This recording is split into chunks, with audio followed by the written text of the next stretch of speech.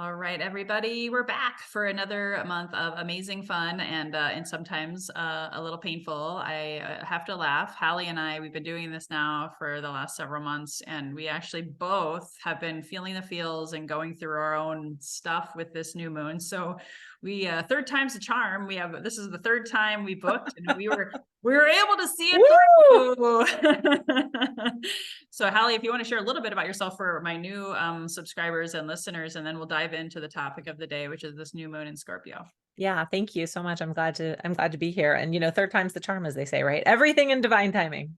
Yes. Yeah. So I'm always thinking about it. We were just talking about my word of this 2023 has been clarity, and really thinking about, what do I do? So if that's like a very basic question, I would say that I'm a coach, but I hate that word because I really don't feel like it encompasses the totality of what I bring to the table. So the more specific way that I like to explain who I am and what I do, I'm Hallie Avolio, and I serve ambitious women who want to show the fuck up in their lives, and they're tired of being spread too thin, depleted, and burned out. And so they're ready to make their life the best possible. And let's do that. So that is who I serve: women that value all of it and know that they can have it all without feeling like a flattened pancake in the middle of the road.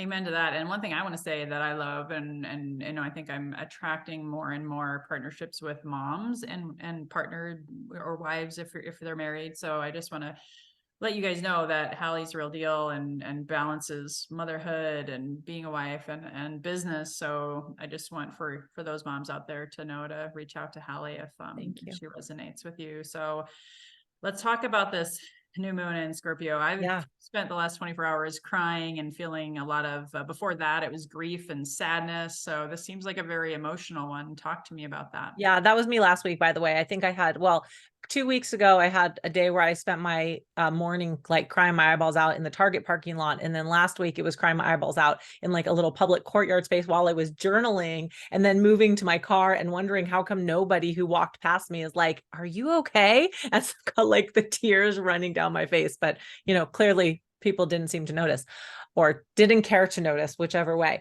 Yeah. So Scorpio is, I think one of the best places to start with Scorpio is to share that it is ruled by two extremely powerful planets, Pluto and Mars. And I want to start here because there's a beautiful duality in looking at the energies of those two planets. And Pluto is the planet of the birth, death, rebirth cycle. I know we've talked quite a bit about that in our new moon conversations over the last few months. So it's a lot about, really honoring, where am I? Where have I gone? What have I learned through my journeys? And then we've got Mars, which is the planet that's known for anger and fire and feisty and determination. And sometimes that determination is like the thing exactly that we need to kick us in the ass and get us going and take charge and really tap into our masculine.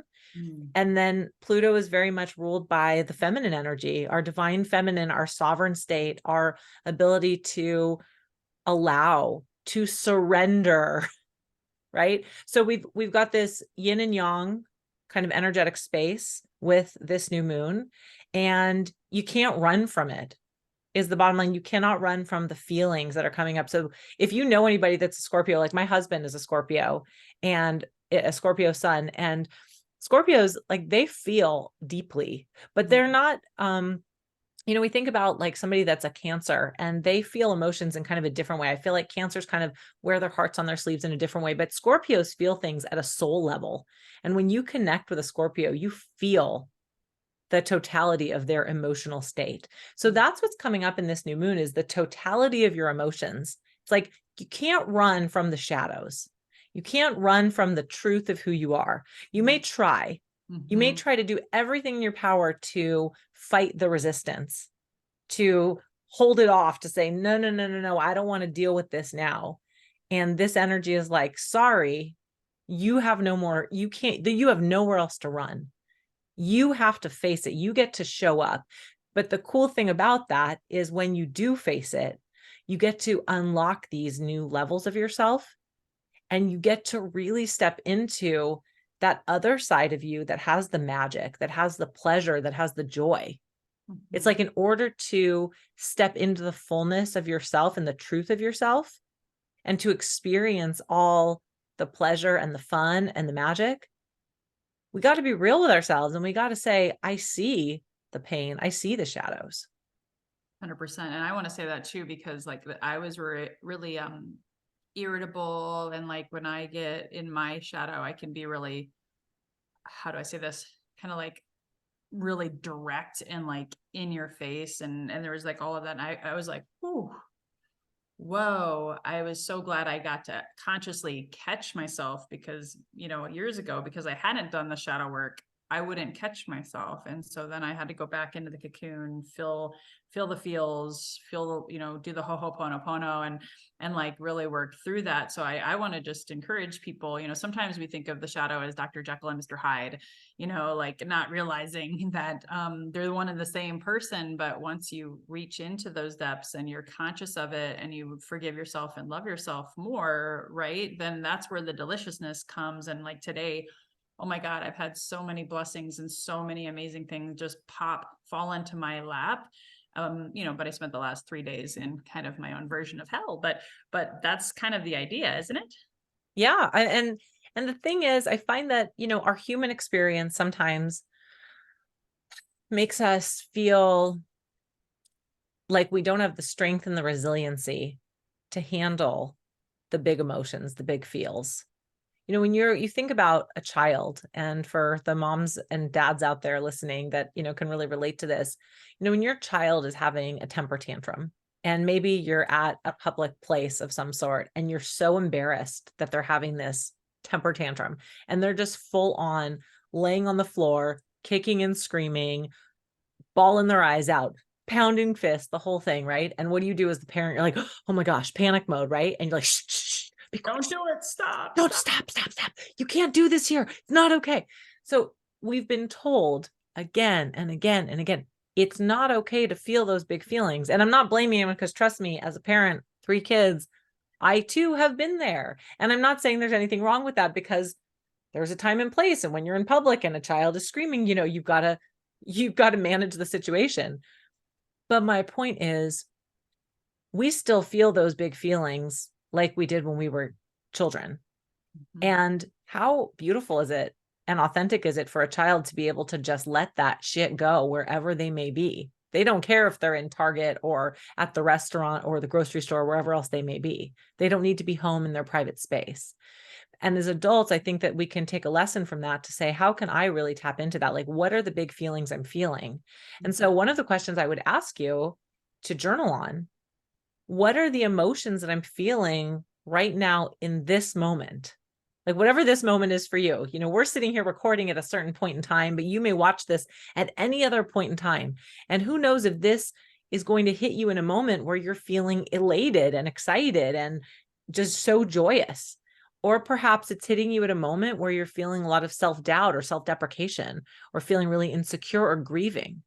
So whatever your emotions are, can you sit with your emotions and can you honor them right now in this moment? Can you name them? Can you call them out? I think about, I just saw a preview this weekend they're making a version 2 of Inside Out. Do you remember that Disney movie? Oh, of course. I Yeah, loved it. I it's loved so it. great. And so if anybody hasn't seen it, the main character is Joy and they're like in a person's head and all of the emotions are these personifications. They're all these little characters that are the emotions and there's joy and sadness and grief and anger. I can't remember all of them. But if you can start to identify what are your emotions, can you give them a personality? Can you give them a little bit of energy to call yourself out on that? Just really honor, just name, what am I feeling right now? What is my emotional state right now? And it might be a mix. The Yeah. more that you can identify that, the less freaky it feels to be in your shadows, because our shadow is just the part of us that doesn't come out on the regular. It's just the part of us that, for whatever reason, it's been buried inside. It's in our subconscious. It gets triggered by something before it wants to come out. Some of them are deeper than others. They run the gamut. But our shadows aren't anything to be afraid of. They're just a part of us that sometimes we need to shed light on them and we need to honor them and give them a name and give them space and say, cool, here we are. Let's just sit in it. I can sit in the shit. I can sit with it. I can be uncomfortable. I can cry. I can scream. I can yell. I can do what I need to do. And on the other side of that, oh my gosh, it's like this magical opening, awakening again and again and again.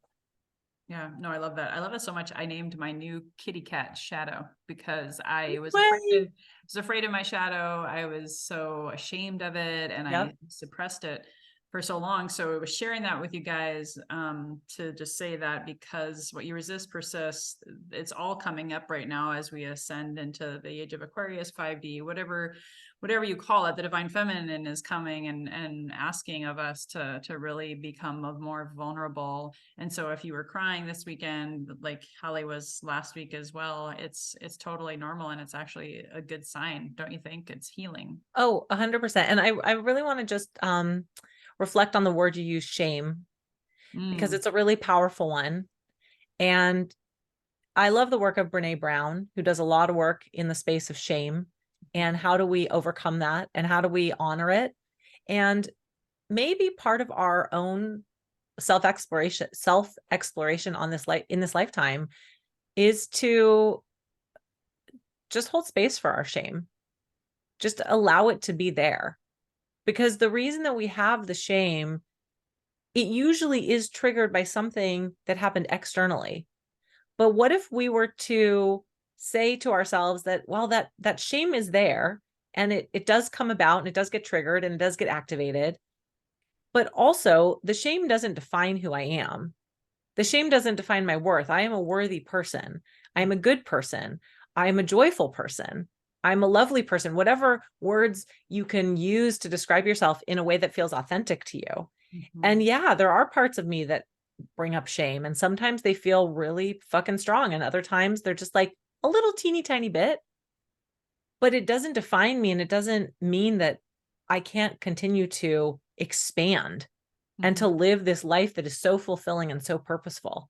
I think that so often we get stuck in that shame spiral that we almost can't see ourselves for anything except the shame. But I want to just offer that the shame is just one component and it's really up to us to call ourselves out on the things that make us feel shame. And then can we just hold space for it and say, yeah, that's just part of who I am, but it's not all of who I am. And I'm going to continue to deep dive and really love on myself and lean into being the best person that I can be. Yeah, I know we're kind of going on a few different tangents, but I'm going to bring it back to the next question. You and I talked a little bit about Yeah. this. Full disclosure, shame was my biggest thing that I worked on this like last, I'd say 12 to 18 months. I would always have shame about my binge drinking habits and hiding my drinking and being really like, oh, that's a sin. I was a bad girl and therefore I feel I should feel shame because it's like a badge of Yeah. honor, Yeah. to to feel ashamed. And actually I discovered it actually wasn't the alcohol. That was just a like a medication. I was Mhm. actually ashamed of my desire for pleasure. Ooh, interesting. Isn't that interesting? Yeah. So for me, if I had just said, "Oh, I'm never going to drink again," I would have never probably learned that lesson. So I share that because I work with people with addiction, and different people are, relapsing right now. People are, feeling the feels and like maybe coming back to substances or sugar or social media or whatever is Sure. their thing, Yeah. to hide from their shame. And I know you talked about Scorpio also being something to do with like sexual pleasure or Yep. something along those lines. So I thought that would be a good segue because there is a lot of shame in that realm. So Well, anyway. and Scorpio is a super like creative, because Scorpio feels so deeply, Scorpio also can express themselves so creatively and so powerfully and it's a very embodied energy. So it's within the body. It's not a cerebral sign. It's a very embodied sacral chakra, lower half of your body kind of energy. And so they talk about Scorpio having this really powerful like sex magic energy. And, it could result in, the Scorpio is known for being, horny and like, I just want to get on it all the time. But it's a powerful way to be expressing oneself, to tap into that really primal part of who we are as humans. And if you think about, sex, a lot of our creativity, our power, our deep knowing of who we are comes from our ability to express ourselves sexually and pleasurefully. And sex doesn't have to be partnered, by the way. It could be, self pleasure, Sure. right? And Jinx. there's a lot, but also it doesn't have to be any certain way. I mean, there's a lot of ways that we can experience pleasure and connect to that deep feeling of our sensations without it having to be, kind of like hypersexualized like we see in the media. It doesn't have to be about outfits or body styles or anything like that, or implements. It's like, what brings you in your body the pleasure? It could be something as simple as a massage, and it could be self massage, by the way. It could be something like a really nice bubble bath, and you liked some candles. Scorpio is a water sign, so maybe that feels really sensual to you and feels really good. So that might be a really great way to calm your nervous system during this moon, to really set your intentions. A new moon is always the time to set our intentions, to have a fresh start, to have like this begin again energy.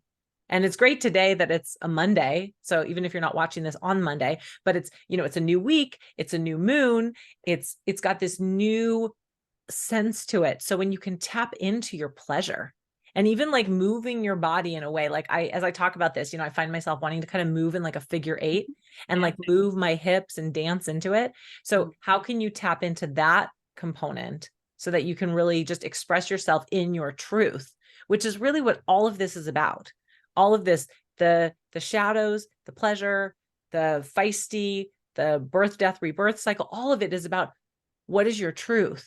How are you showing up in your truth in this energy? So good. So good. And cause we had so much to talk about. I just want to reiterate to people listening, cause you may be watching this on the 14th or 15th. So today's the 13th, the new moon happened at like 1:30 in the morning Pacific. Yeah, exactly. Like that. So how much time do they have after watching this to set those intentions and really get the most out of them? And then we can do the journal prompts. Yeah. I would say, the new moon energy, it's always about a 72-hour window.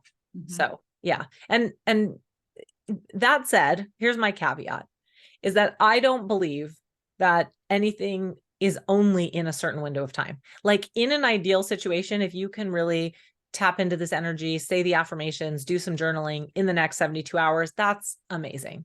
But let's say you happen to catch this 5 days from now and you think, oh shoot, did I miss it? You didn't miss anything. You're exactly in the right time for yourself. So all of it's, a little arbitrary in that sense. And I would tap into what feels good for you in that moment. And that's where you're going to find your own personal magic.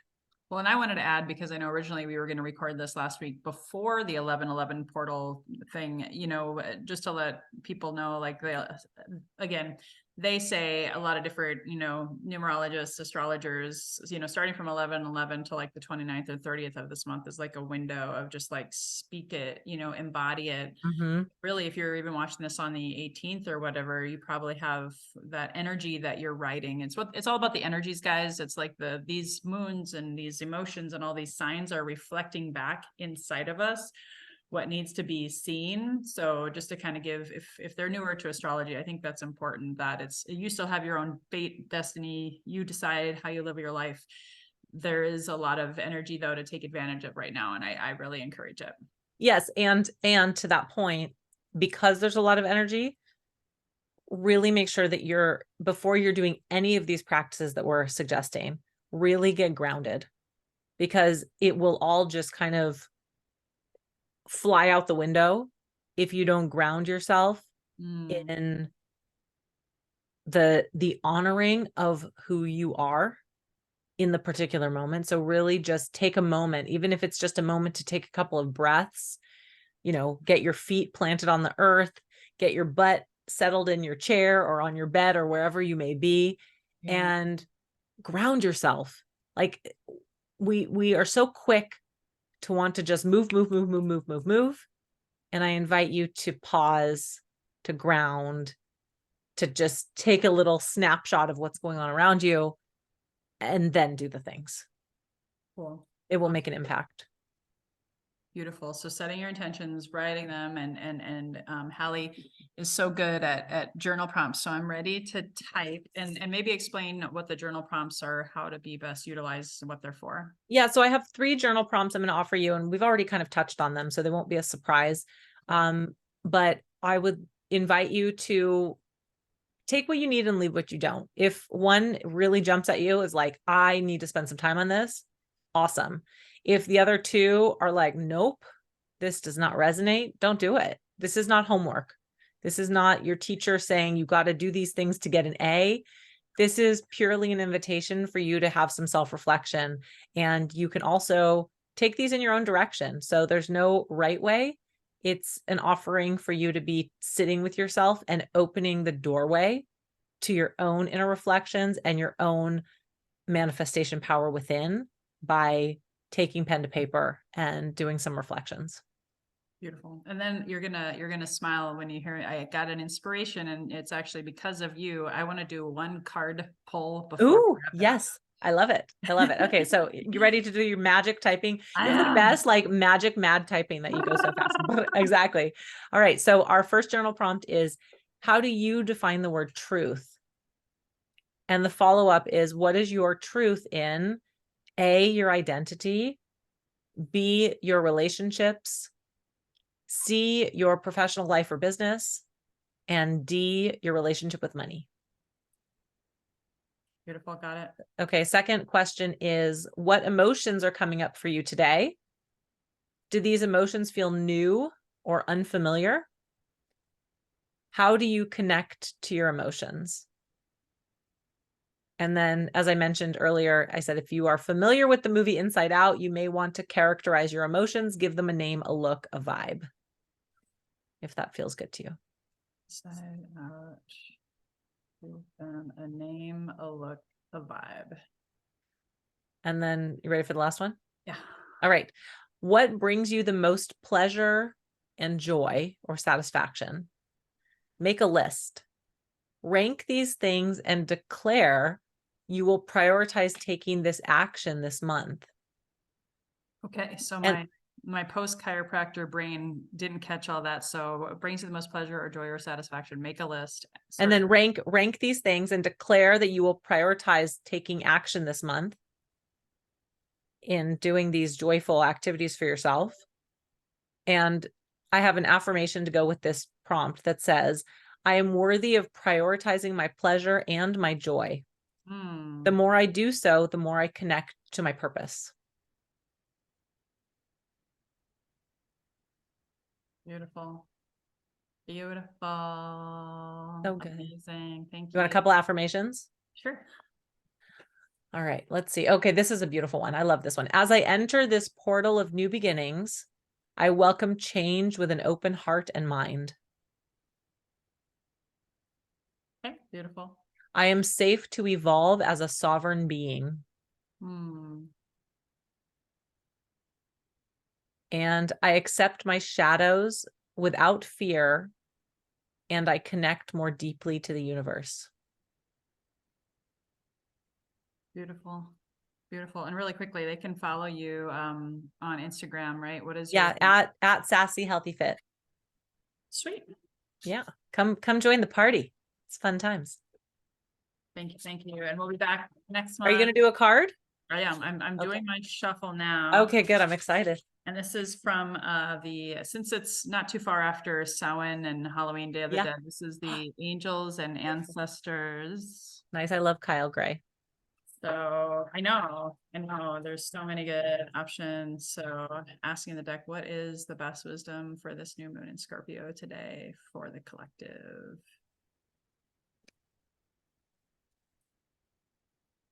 Survey says, ooh, nice. So it says, wise one, grow within your current situation. So you got this beautiful crone, wise one with the owl and the crow. So growing, I know you can't see it the greatest. That's perfect. That's exactly this energy. Grow within your current situation. So I love it. I've been seeing a lot of owls lately too. That's definitely a recurring sign and theme for me. So that's good. And owls, of course, are magic, wisdom. They're one of the most powerful manifestation symbols and signs. And when you think of the crow too, I mean, there's a lot of course of my Viking ancestors and Woden there about the crows and the ravens. I kind of put them in the same camp. They're going into the shadows. They're going into the other realms to bring the messages back to you. So there's a lot of wisdom and message with these feathered friends today. So thank you so much for your wisdom, Hallie, and for allowing all the water and the tears to be shed and for leading by example. Thank you so much. I'm glad to be here. Happy new moon. Happy new moon, everyone. Good luck with writing your intentions. Be well. Yes.